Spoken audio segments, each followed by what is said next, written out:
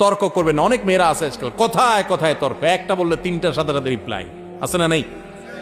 কথা মাটিতে পড়তে দেরি, জবাব দিতে দেরি নাই। মা বোনরা স্বামীদের সাথে দুর্ব্যবহার করবেন না, তারা আপনাদের অভিভাবক, আল্লাহ দায়িত্বশীল করেছেন।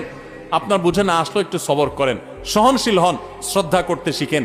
অনেক বোন আছেন আমার, 5 ওয়াক্ত নামাজ পড়েন, মাশাআল্লাহ বোরকাও পড়েন, হাত মোজা পাপুজা মেনটেন করেন, কোরআন তেলাওয়াত করেন, মাশাআল্লাহ কোনো আমলের কমতি নেই, কিন্তু স্বামীটাকে মানুষ মনে করে না। আছে না নাই? এই আল্লাহর বান্দি কখনো আল্লাহর কাছে প্রিয় পাত্রী হতে পারবে? ঠিক একইভাবে কোন স্বামী যত ইবাদত গুজার হোক, আলেম হোক, দিনদার হোক, দাড়িয়ালা হোক, টুপিয়ালা হোক, নামাজি হোক, কিন্তু তার স্ত্রীকে সে গালিগালাজ করে, খারাপ ব্যবহার করে, কোশ্চেন কালেও সে আল্লাহর খাতায় ভালো মুসলমান হতে পারে? এজন্য ভাই দাম্পত্য জীবনে পরস্পর প্রতি শ্রদ্ধাশীল হতে হয়, সহনশীল হতে হয়। আজকাল পত্রিকার পাতা খুললে দেখবেন ঠুনকো ইস্যুকে কেন্দ্র করে সংসার ভেঙে যাচ্ছে, খান হয়ে যাচ্ছে, সব বেসবর হয়ে যাচ্ছে, অসহনশীল হয়ে যাচ্ছে। এই যে রমজান মাস গেছে, কি শিখছি আমরা?